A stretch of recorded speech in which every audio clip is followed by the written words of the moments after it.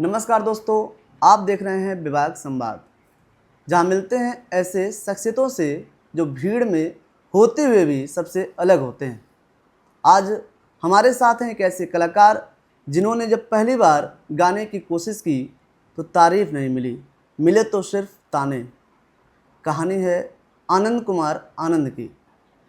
आनंद एक ऐसे फनकार जिसने सपने देखे तो ज़रूर, लेकिन हर मोड़ पर ठोकरें भी खाई। गाने की शुरुआत की, लेकिन जब साथ देने वाला कोई नहीं मिला तो दिल टूट गया। एक समय ऐसा भी आया जब दो बार डिप्रेशन में चले गए। मजबूरी में कभी गैस सिलेंडर ढोए, भाई की दुकान से निकाले गए, माँ की नाराज़गी भी झेली और दवा का भी काम किया। लेकिन अंदर एक टीस थी, एक जिद था, एक आवाज़ गुज रही थी और आज वही आवाज़ बन चुकी है एक पहचान। विभाग संवाद पर सुनते हैं दर्द, संघर्ष और सुरों से सजी हुई एक कहानी आनंद की जुबानी। नमस्कार आनंद जी। जी नमस्कार। स्वागत है आपका विभाग संवाद पर। जी नमस्कार। बहुत बहुत धन्यवाद विभाग संवाद के माध्यम से जो लोग मुझे देख पा रहे हैं और या देखने वाले हैं, बहुत बहुत धन्यवाद ज्ञापित करना चाहूँगा आपके इस चैनल के माध्यम से, जो एक ऐसे लोगों को मंच देते हैं, मंच प्रदान बुलाते हैं और ये प्रतिभा किसी के अंदर हो तो उसको लोगों के बीच पहुंचाने के लिए बहुत बहुत धन्यवाद। अच्छा आनंद जी, अभी आपकी लाइफ ज़िंदगी कैसी चल रही है? बहुत अच्छी, फिट एंड फाइन हूँ। मैं कहीं पे भी पहुंचता हूँ। आज के डेट में एक पहचान बन चुकी है। चौक चौराहे पे या कहीं भी मेरे पास कॉल भी बहुत सारे आते हैं, तो वो लोग बोलते हैं कि अरे आनंद जी आप हैं इंस्टाग्राम वाले, फेसबुक वाले, तो बहुत अच्छा लगता है। बहुत अच्छा लगता है। अच्छा, हमने सुना है कि आप बहुत संघर्ष भी कर रहे हैं अपने लाइफ में, तो संघर्ष की कहानी क्या है आपकी? जीवन मेरा काफ़ी संघर्षों और दुखों से घिरा रहा। इतना घिरा रहा कि मैं दो बार डिप्रेशन में भी गया। फिर खुद फिर खुद को संभालने के बाद आज आपके बीच में हूँ। अच्छा, गाने का शौक आपको बचपन से था या फिर किसी से प्रेरित होकर आपने गायन शुरू किया? गाने का शौक बचपन से ही था। जब मैं पैदा हुआ था तो मेरी माँ ऐसा बोलती है कि तू जब पैदा हुआ था तो तू एक कहते हैं ना, वृथा न जाए देव ऋषि वाणी। एक संत आया था, वो भी संत अच्छा होना चाहिए। वो संत आया था, वो बोला कि लड़का, मेरे पिताजी डॉक्टर थे, ये लड़का जो आपके यहाँ पैदा हो रहा है डॉक्टर साहब, मेरे पिताजी यही क्लिनिक पे थी, मैदौल में ही करते थे, तो बहुत भाग्यशाली लड़का है। जैसे ही पैदा होगा आपके घर में हर कोई पदोन्नत करेगा। और ऐसा हुआ था उस समय। उसके बाद इस लड़के को खुद से 32 साल तक कष्ट होगा। 32 साल 33 साल के बाद ये धीरे धीरे क्या करे और एक समाज को नई दिशा देने का काम और समाज को जगाने का काम करेगा। ऐसा ज्योतिष जी ने कहा था आपके बारे में? जी बचपन में आप? जी बचपन में। अच्छा, आपको कैसे पता चला कि आपके अंदर गायन की प्रतिभा है? गायन की प्रतिभा मेरे बचपन से ही थी ये। और मेरे पिताजी जीवन से ही क्या आप गाना शुरू कर दिए थे? हाँ, स्कूली जीवन से की बात करेंगे तो मैं उनका नाम बड़े सम्मान से लेता हूँ। पंडित रविशंकर मिश्र जी का सर्वोदय बलराम विद्यालय, वहाँ से मुझे प्रेरणा मिली। इस प्रतिभा को हमारे गुरु जी ने समझा, पंडित रविशंकर मिश्रा जी ने। तो पहले बचपन में चलता था अंताक्षरी, लोग खेलते थे, बच्चे को बुलाते थे, उनके अंदर देखा जाता था कौन सी प्रतिभा है। इस प्रतिभा को रविशंकर मिश्र जी ने, पंडित रविशंकर मिश्र जी ने तुरंत पहचान लिया। जैसे बच्चे लोग होते थे तो मैं भी जाता था, तो मैं भी कहा सर जी मैं भी भाग लूँगा, मैं भी भाग लूँगा। तो बोले अच्छा तुम भी क्या करते हो तुम? हमने कहा गाना गाते हैं। तो जैसे ही मैं गाना शुरू किया तुरंत उन्होंने कहा कि अब तुम रुक जाओ, तुम मेरे से इंटरवल के बाद मिलना। तो उन्होंने मुझे बुलाया और कहा तुम बहुत अच्छा गाते हो। और उसके बाद उन्होंने प्रेरित किया मुझे गाने के लिए। और जब तक मैं उस विद्यालय में था, गायन में सर्वश्रेष्ठ का पुरस्कार भी मुझे ही मिलता था उस विद्यालय में। क्या गायन के क्षेत्र में माता पिता ने या परिवार ने आपका सपोर्ट किया? नहीं, माता पिता परिवार ने बिल्कुल नहीं सपोर्ट करा इस लाइन में। उन लोगों का ये एक ध्येय था, कहते ना, संगीत को समझ पाना, सरस्वती को समझ पाना हर किसी की बस की बात नहीं है। ये किताब पढ़ के आदमी डीएम बन सकता है, एसडीएम बन सकता है, पुलिस। संगीत कुछ कहते हैं ना कि आपके अंदर की आवाज़ है, और अंदर की आवाज़ मतलब आत्मा की आवाज़। आत्मा को समझ पाना सबके बस की बात नहीं है। तो परिवार इसमें बिल्कुल नहीं सपोर्ट किया। शुरू में जब उनके पास कुछ खाने का नहीं था, कुछ नहीं था, तो मैं ही परिवार चलाता था। तो परिवार में ये हुआ तो उस समय तो, लेकिन जैसे ही हमारे भाई लोग वहाँ बाहर चले गए, दिल्ली चले गए, वहाँ से एक भाई मेरे विदेश चले गए, उन लोग अपनी अपने करियर में लग गए, मेरे ऊपर सारी जिम्मेदारियाँ, एक पिता की मैंने पूरी भूमिका निभाई है घर को चलाने के लिए, घर को बनाने के लिए। तो कुछ नहीं था तो कुछ नहीं बोला किसी ने, क्यों? क्योंकि उस समय खाने की लाले थे, खाने की नहीं थी, तो ये नीड, बेसिक नीड मैंने ही पूरी की यहाँ पे, और परिवार भी पाला, और रिश्तेदार भी थे मेरे ऊपर ही थे, सारी जिम्मेदारियों को झेलते हुए फिर मैं 2 बार डिप्रेशन में चला गया। ऐसा हुआ बाद में। कहीं न कहीं घर परिवार को भी तो ये डर रहा होगा कि संगीत के क्षेत्र में कुछ रखा नहीं है, हाँ, राइट, कि उन्हें कुछ काम धंधा कर लो या पढ़ाई लिखाई कर लो, बिल्कुल। तो इसलिए उन्होंने सपोर्ट नहीं किया। शुरू में तो नहीं किया, इसलिए कि संगीत में कुछ होगा नहीं, इससे कुछ नहीं, ऐसा नहीं है, वो इस जगह पे गलत है। आप डीएम, एसडीएम, पुलिस, दरोगा, दुकान करके इतना कर सकते हैं कि आपको एक जिले का मालिक, मैं कई जिले का मालिक बन सकता हूँ। डीएम, एसडीएम मेरे पीछे पीछे ऐसे लग नहीं रहे हैं क्या? दिलों में जगह बना सकते बिल्कुल, दिलों में जगह बनाना ये बड़ी बात होती है। पढ़ाई लिखाई करके आदमी मेहनत करके इस दुनिया से सब कुछ प्राप्त कर सकता है, लेकिन ये चीज़ नहीं प्राप्त कर सकता।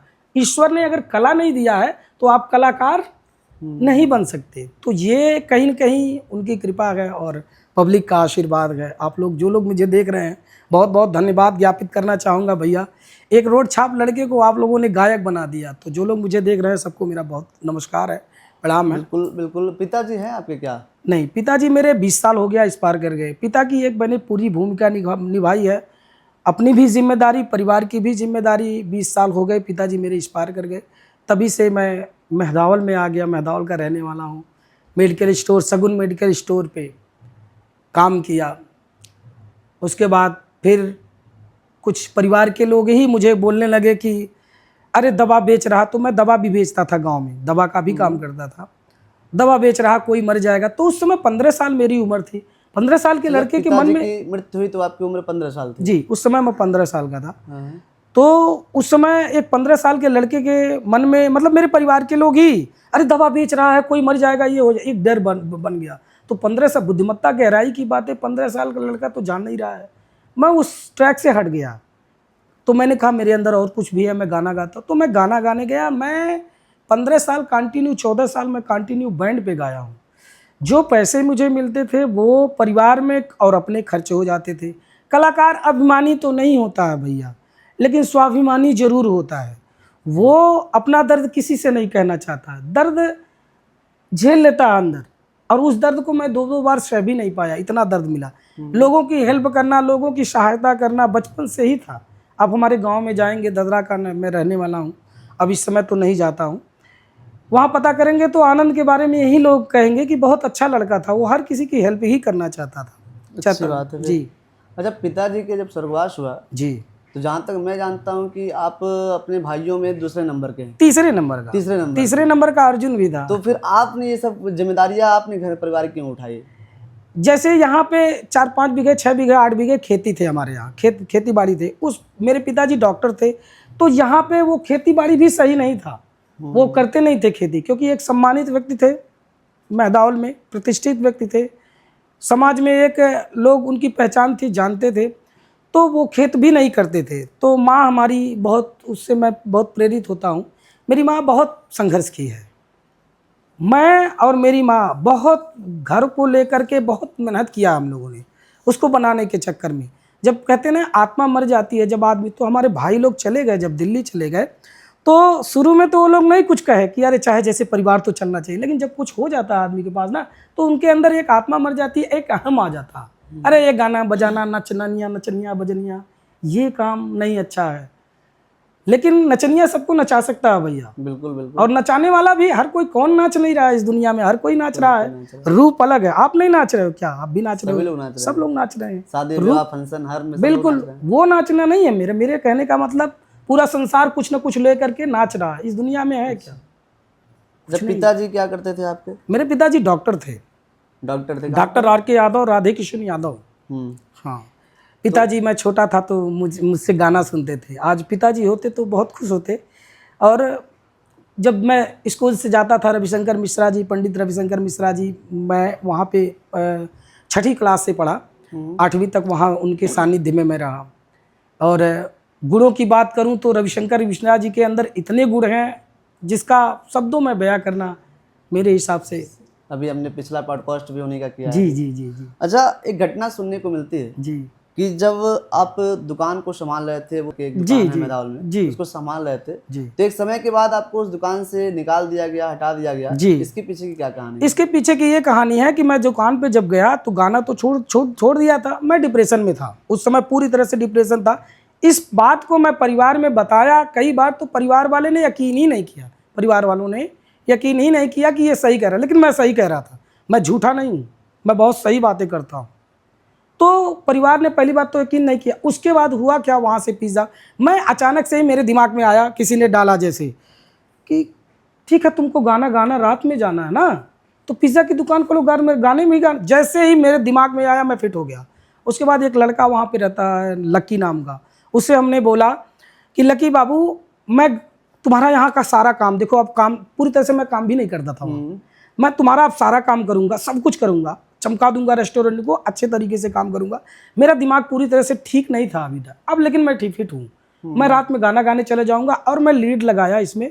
हमने कहा मुझे गाना ही गाने दो और बाकी तुम्हारा जो भी काम रहेगा ऐसे मुझे कर देना, ऐसे कर देना, मैं समझ जाऊँगा, तुम्हारा काम कर दूंगा, लेकिन मैं गाना भी गाऊँगा, ये भी काम करूँगा, दोनों काम। तो मेरे बड़े वाले भाई को बहुत जलन हुई। वो ये सोच लिया कि मेरी कुर्सी ये लब ले लेगा, दुकान की कुर्सी। जी, ये दुकान, जबकि मेरा कुछ नहीं है भैया, मैं बहुत साफ दिल का आदमी हूँ। तो मैं जो भाई मेरा एक दुबई में जो है चले गए थे पिज़्ज़ा का ही दुकान सीखने के लिए और पिज़्ज़ा बेचने, वहाँ से ही उनको प्रेरणा मिली। दुबई, यहाँ दिल्ली में तो कर ही रहे थे। एक उनके साहब हैं कि नवीन सिंह नाम है, उन्हीं के सानिध्य में थे, तो उन्होंने भेज दिया, वो दुबई चले गए। तो उनसे भी मैंने पूछा, मैं परिवार से सभी लोगों से पूछा कि देखो ये आदमी नहीं कर पा रहे हैं वो काम, मुझे वो काम करने दो, मुझे बाकी पैसे वैसे का कोई वो नहीं है। तो उस व्यक्ति ने भी मुझे, मेरे भाई ने भी, उसने भी मुझे हटा दिया। उसने कहा नहीं ये, लेकिन मेरा अंदर से कोई चीटिंगबाजी करने का ना।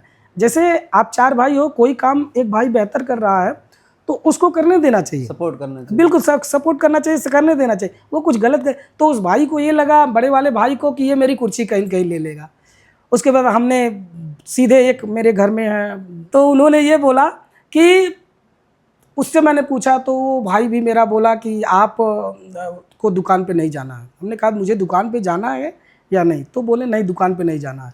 तो मैंने कहा सब ये उसी का खेल है और मुझे फिर मैं और भाभीयों से, मेरी 2 भाभियाँ हैं, एक ही घर की हैं, फिर उन लोगों से मैंने पूछा, यहाँ तक अपनी माँ से पूछा, तो माँ का भी कोई रिएक्शन नहीं, भाभीयों का भी कोई रिएक्शन नहीं, और भाइयों का रिएक्शन तो तुरंत लग चुका था कि नहीं तुम्हें दुकान पे नहीं जाना।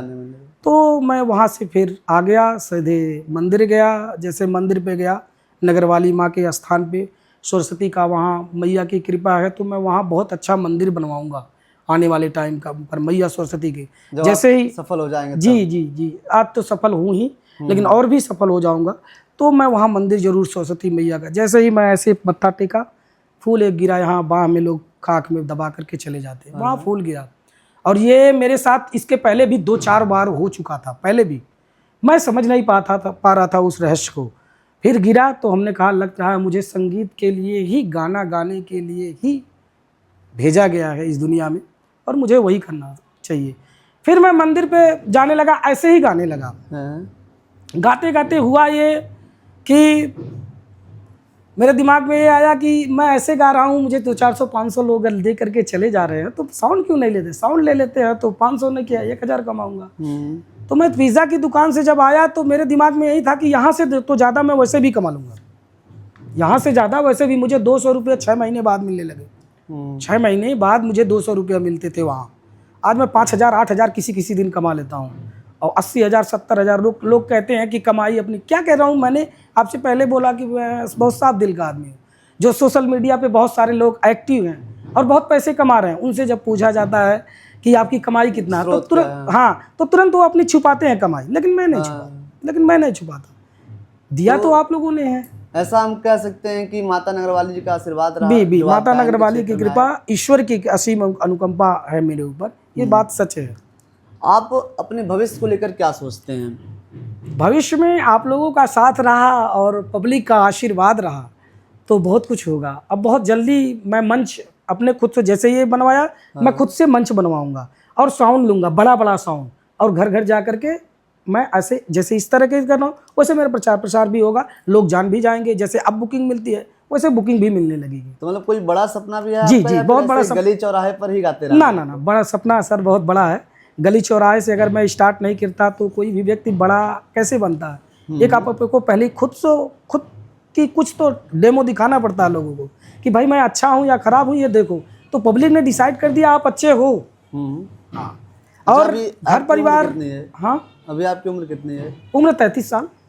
शादी कर रहे हैं? शादी होगी अगर ऐसा कोई मिल जाएगा, बुद्धिमत्ता और गहराई की बातें समझने वाली और ऊंचाइयों की बात करने वाली, उथली बातें नहीं, छोटी बातें नहीं, उथली बातें नहीं करने वाली मिल जाएगी तो होगी, नहीं होगी तो भी कोई मुझे गम नहीं है। मेरी शादी सबसे परे हो चुकी है, पूरे परिवार से, पूरे समाज से, लोगों से हो चुकी है शादी। यही मेरा एक प्रेम, एक लगन हो चुका हाँ, अगर हाँ राइट, लोगों से मुझे प्रेम है। हाँ। बाकी शादी का सच में मेरे अंदर कोई वो नहीं है कि शादी मैं करूंगा ही। मतलब सच बाल ब्रह्मचारी रहने का आपका सपना है? 90% आशा यही है कि नहीं करूंगा। 10% अगर मिल गया तो वही तो कर भी लूंगा। तो ऐसा बाल ब्रह्मचारी ही रहना है आपको? नहीं, ऐसा कुछ नहीं है। किस प्रकार की अगर लड़की मिले तो आप शादी करना चाहेंगे? शादी जैसे मैं ऊंचाइयों की काम कर रहा हूँ, बुद्धिमत्ता और गहराइयों की बात कर रहा हूँ, तो उस तरह से अगर कोई मिल जाएगा तो बिल्कुल आपके चैनल के माध्यम से विभाग संवाद के इसका पैमाना क्या रखेंगे? कैसे पता चलेगा कोई उच्च गुणवत्ता वाली है? कैसे पढ़ाई लिखाई रखेंगे या जी फिर? जी कैसे मैं पैसे भी कमा रहा हूँ और पैसे से ऊपर क्या कमा रहा हूँ, नाम कमा रहे हैं। हाँ, पैसे और नाम कमाने वाली कोई मिल जाएगी तो बिल्कुल कर लूँगा। बिन फेरे हम तेरे। अच्छा आनंद जी, आपका जो म्यूजिक सिस्टम है जी, जो बाइक के पीछे आप एक बॉक्स, फिर बैटरी बॉक्स के अंदर पूरा आपका म्यूजिक सिस्टम सेट करके चलते हैं, जी जी, तो ये तो सेटअप आपको बहुत अच्छा लगता है, लेकिन इसकी आइडिया आपको कहाँ से आई? ये आइडिया, मैं एक अनुभवी कलाकार हूँ। ये आइडिया मुझे बहुत पहले से था कि मैं साउंड लूँगा। हमारी परिस्थिति ख़राब है, नहीं अच्छा चल रही है मेरी परिस्थिति, और जिस समय मेरी स्थिति अच्छी होगी तो मैं जब बैंड पे गा रहा था तभी से दिमाग में था कि मैं इसको छोड़ूंगा, छोड़ करके मैं अपना खुद का करूँगा। तो पर कहते हैं ना, समय से पहले और भाग्य से अधिक किसी को कुछ नहीं मिला है। तो वो समय नहीं था। एक शब्द में कहना चाहें तो वो समय नहीं था, अब वो समय आ गया है। तो अचानक से दिमाग में आया कि जब मैं ऐसे मंदिर पे गाता हूँ 500-1000 लोग दे देते हैं, तो मैं तो साउंड लूँगा तो 2000-4000, अब वही हुआ, सेम वही हुआ। तो लोग, मैं रिदम लिया स्टूडियो से। ये रिदम वो वाला रिदम नहीं है जो बजता है आप लोग सुन पाते हैं, ये रिदम स्टूडियो से मैंने बनवाया है, ये स्टूडियो का रिदम है, इस पे कोई कॉपीराइट भी नहीं आता है। अभी आप बहुत वायरल हो रहे हैं जी सोशल जी, मीडिया मेरे सब वीडियो वायरल होते हैं, ये पब्लिक का आशीर्वाद है। आनंद कुमार के चर्चे हर जगह दिखते हैं जी हमें। जी, तो आपको नहीं लगता कि जो फेम आपको चाहिए था वो फेम आपको मिल चुका है, जी, तो आपको अब थोड़ा सा अस्थाई होना चाहिए, किसी स्टेज पर या किसी के बुलाने पर ही आपको गाना चाहिए? जी नहीं, बुलाने को अब लोग बुलाते हैं, मुझे मंच भी देते हैं, स्टेज। अभी मैं समय माता मंदिर पे लगभग 10 दिन कंटिन्यू काम किया शाम को। वो मंच मुझे बहुत बड़ा मंच था, समय माता मंदिर। और मुझे खलीलाबाद में केवल 10 दिन काम किया, मुझे खलीलाबाद में 70-80% लोगों ने बड़ा सम्मान दिया, और वहाँ से मेरे पास बहुत कॉल आते हैं खलीलाबाद से। अभी मैं कल परसों जोगिया उदयपुर गया था, वहाँ गया तो बहुत सारे लोगों ने ये बोला, ये आनंद जी, ये इंस्टाग्राम वाले, ये फेसबुक वाले, इनका बहुत वीडियो वायरल होता है। सच में मेरे अगर 100 वीडियो पड़े हैं तो 80 वीडियो 90 वीडियो वायरल जाते हैं। सुबह उठना जी, तैयार होना, फिर लेट तक घर आना जी, तो क्या दिनचर्या है आपकी? दिनचर्या, सुबह मैं उठता हूँ, पहले तो अब तो इस समय 7 बजे 8 बजे उठता, 7 बजे उठता हूँ, 6 बजे उठता हूँ, लेकिन मैं पहले 4 ही बजे उठ जाता था जब मैं ये काम नहीं कर रहा था। जब मैं केवल मंदिर गाता था तो 4 ही बजे उठ जाता था, क्योंकि साउंड था नहीं तो मैं दूर जा नहीं सकता था। तो जो ये मंदिर था उस पर मैं गाता था, तो मंदिर में गाता था, लीड लगा करके गाता था। तो वहाँ जब मैं गाता था तो कुछ लोग वहाँ आते थे, वो बोलते थे पागल है, पागल हो गया, पागल जैसा संबोधन, हाँ पागल जैसा संबोधित मुझे करने लगे कुछ लोग, जबकि उनको दिखाई देना चाहिए कि ये म्यूजिक सेट लगवाया है। यहाँ तक मेरे घर के लोग, वो लोग भी मेरे ऊपर बार पे बार, तीर पे तीर चलाते, सच में पागल हो गया, सच में पागल हो गया। लेकिन ऐसा नहीं था। आपकी निगाह हर जगह काम करनी चाहिए, और क्या, आपको सोचना चाहिए ये व्यक्ति कर रहा क्या, अच्छा इसने ये लीड लगाया है। तो ये गाते गाते मैं कभी कभी नाचने भी लगता था मंदिर पे। तो ये सोचना चाहिए इसको म्यूजिक मिल रहा है इसलिए ये नाच रहा है, मुझे नहीं दिखाई दे रहा, वो अलग बात है। तो हर किसी ने मुझे ताने ही मारा उस समय भी। हमने यही दिमाग में मेरे चल रहा था कि ठीक है, ये उनका काम है, वो करने दीजिए, मैं अपना काम करूँ। पब्लिक का जो प्यार है आपके प्रति, जी क्या शायद हमें लगता है कि वही आपको इतना मेहनत करने को मजबूर कर रहा है? जी जी जी, लोगों को देखने में मुझे एक अलग एनर्जी मिल जाती है। लोगों का कितना भी दर्द रहता है कभी कभी शरीर में, ऐसा नहीं है, लेकिन फिर भी जब मैं देखता हूँ भाइयों को, उत्साहित हो जाते हैं वो, खुद से उत्साह पहुँचते ही आनंद भैया, तो उत्साहित हो जाते हैं। वो उमंग मैं अपने आप पे ले लेता हूँ कि मुझे देखकर तो फिर मैं अपना दुख भी भूल जाता हूँ। उनको इंटरटेनमेंट उनका करने के लिए मैं गाता हूँ, सुनाता रहता हूँ। अच्छा, सड़कों पर, चौराहों पर गाते समय शुरू में तो बहुत ही समस्याएं भी आई होंगी। जी जी जी। तो पब्लिक का क्या रिएक्शन था, इसको आपने कैसे संभाला? मैं जब साउंड लेकर के ही निकला, उसी दिन इतना अच्छा रिस्पॉन्स मिला। उसी दिन की बात कर रहा हूँ, जब मैं ऐसे गाता था तो लोग नहीं समझ पाते थे। हर कोई बुद्धिमत्ता और गहराई की, ऊंचाइयों की बात नहीं समझ पाता है, लेकिन दुख वहाँ होता है कि उनको लगता है कि मैं ही समझ रहा हूँ। उनको ये लगता है, जैसे मेरे परिवार वाले कहते थे, अरे कोई पागल कहता है क्या कि मैं पागल हूँ। मतलब परिवार के लोग भी, सामने तो किसी की हिम्मत नहीं होती थी, पीठ पीछे बोलते थे। क्यों? क्योंकि मैं परिवार बचपन से ही चलाया था और किसी के ऊपर डिपेंड, मेरे पिताजी जैसे इस पार किए, मैंने किसी के ऊपर डिपेंडेंसी अपनी नहीं डाली। मैं ना डिपेंड था और ना हूँ, और ना आने वाले टाइम पे रहूँगा। तो जुबान तो नहीं, लेकिन भीतर अंदर कुछ लोग सामने ही कह देते थे। अच्छा, आपके परिवार में आपको लेकर इतनी नफरत क्यों थी? परिवार के प्रति नफरत इसलिए नहीं है, परिवार के प्रति इसलिए नफरत है, कहते हैं कि नफरत, कोई व्यक्ति अगर नहीं समझ रहा उस बात को तो वहाँ से हट जाना सही होता है। इसको चाहे कोई नफरत समझ ले या कोई सहानुभूति समझ ले। तो जो मैं ऊंचाइयों की बात कर रहा हूँ, बुद्धिमत्ता की बातें कर रहा हूँ, ऊंचे लेवल, अब उन परिवार के लोगों को ये लगता है कि यहाँ संपत्ति लिखा ले, वो घर बनवा दे तो पैसा हो जाएगा। ऐसा नहीं है। मैं विलक्षण प्रतिभा का आदमी हूँ, विलक्षण। मैं कितना घर बनवा करके दे सकता हूँ जिसकी की कोई कल्पना ही नहीं। और मुझे कहते हैं किसी का सहयोग ना करिए तो उसका पैर पकड़ के खींचे। मुझे पैर पकड़ के अभी भी खींचा जा रहा है, अभी भी। हाँ, और वो परिवार के लोग ही हैं, मैं नाम नहीं लूँगा उनका यहाँ पे, लेकिन वो परिवार के लोग ही। मैं बहुत हेल्प किया हूँ लोगों की, सच कह रहा हूँ भैया। तो आप भी परिवार के प्रति क्या द्वेष भावना रखते हैं, या फिर आप ऐसे ही नरमी के साथ उनके साथ नहीं, अब मैं नरमी के साथ ही पेश आऊँगा और मैं उन लोगों को कुछ नहीं कहूँगा। मैं केवल अपना काम करूँगा।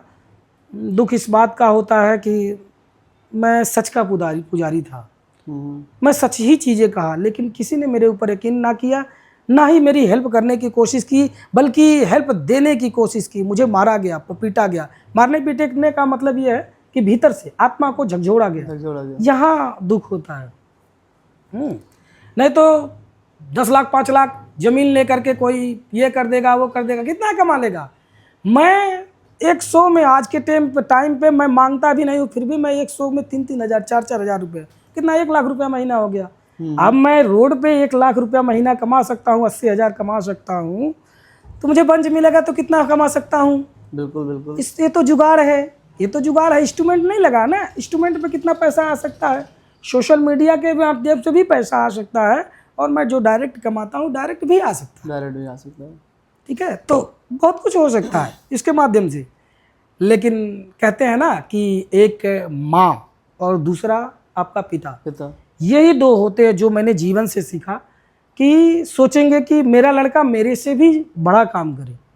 दूसरा आपके भाई, जैसे मेरे परिवार के लोग हैं, वो इतना ज़रूर सोचेंगे कि इसका भी अच्छा हो जाए, समझ रहे हैं बात, अच्छा हो जाए, लेकिन ये कभी नहीं सोचेंगे कि मेरे से अच्छा इसका हो जाए। यही कहानी मेरे परिवार की। आपने मेधावल चौराहे से जी ये स्ट्रीट सिंगर की शुरुआत की जी, और फिर धीरे धीरे आप बाहर भी, जी क्या हुआ कि प्रचलित हुए, बाहर भी जाना शुरू किए। जी जी। तो मेधावल के लोगों में या फिर अदर जगहों पे आप जाते हैं तो वहाँ पे क्या डिफरेंस मिलता है प्यार और सपोर्ट में?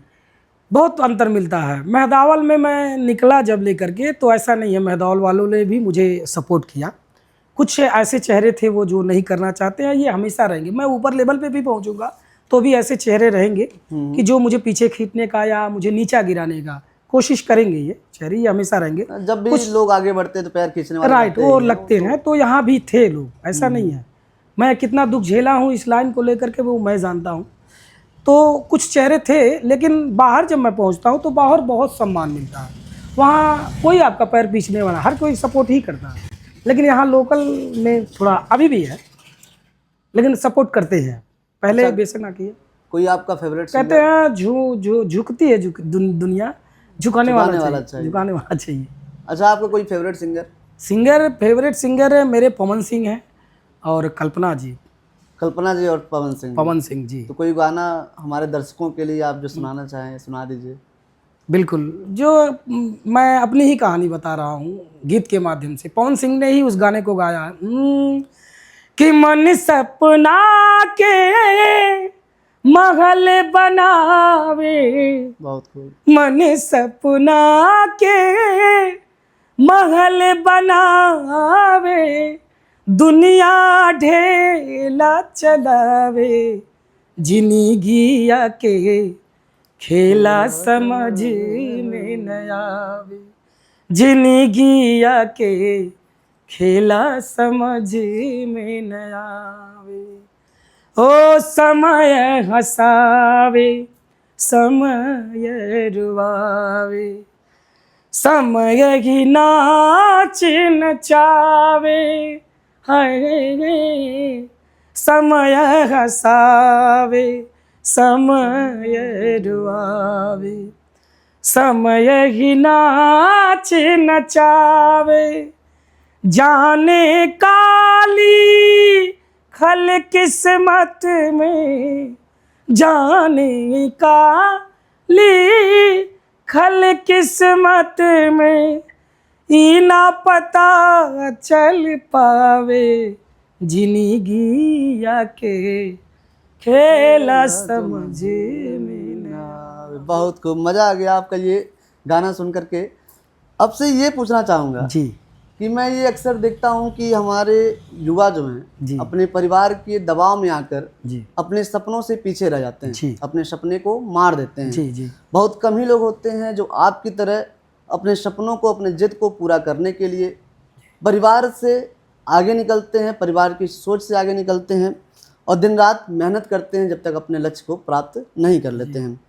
तो आप हमारे ऐसे बहुत से युवा हैं जो अपने परिवार के दबाव में आकर के अपने सपनों को मार देते हैं, अपनी इच्छाओं को दबा देते हैं, तो हमारे उन युवाओं को आप क्या संदेश देना चाहते हैं? मैं उन युवाओं से और भाइयों से यही कहना चाहूँगा कि वो लगे रहें, मेहनत करिए, सही दिशा में काम करेंगे और हृदय के साथ, सच्चे हृदय के साथ काम करेंगे। और ऐसा नहीं है आपके अंदर सच में वो प्रतिभा है तो ही ये काम करिए, मैं सही बात करता हूँ।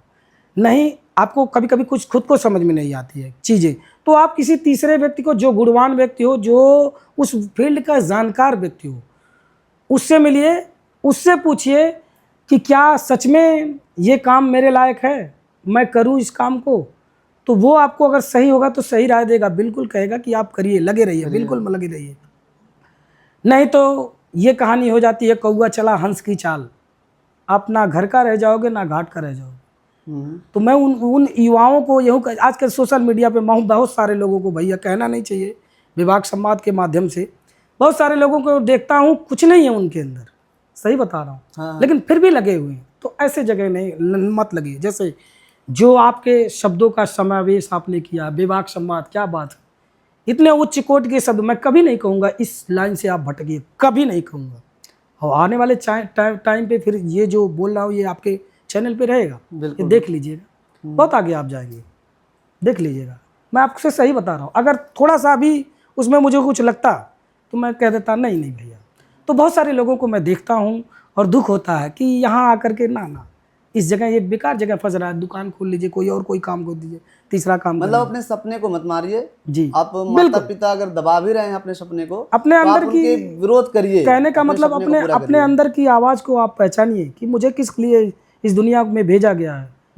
3 इडियट्स आप लोगों ने, जैसे मेरे परिवार की बात करो तो ये मेरे से तो पहले देखे होंगे वो लोग, बिल्कुल मल्टी सिटी में एक बड़े शहर में गए थे वो, तो उनको ये समझना चाहिए कि ना, कभी मेरे परिवार ने ये नहीं कहा। और सॉरी माफ़ करिएगा, मैं पिज़्ज़ा की दुकान पे था, रवि भट्ट मेरा इंटरव्यू लिए थे, देखिए ये छूट रहा था मेरे से, इंटरव्यू लिए थे, उसी समय मेरा 8 मिलियन गया था, जुलाई का, भगवान भोलेनाथ का मैंने रवि भट्ट, ये रवि भट्ट वाले, हाँ, टाइम्स ऑफ अयोध्या, रवि भट्ट। मेरे किसी भाई ने ना किसी माँ ने ये सॉरी, मेरे किसी भाई ने नहीं कहा कि जा करके तुम यार पिज्ज़ा से ज़्यादा कर सकते हो, तुम इस लाइन को छोड़ दो, तुम जो काम कर रहे थे वही काम करो।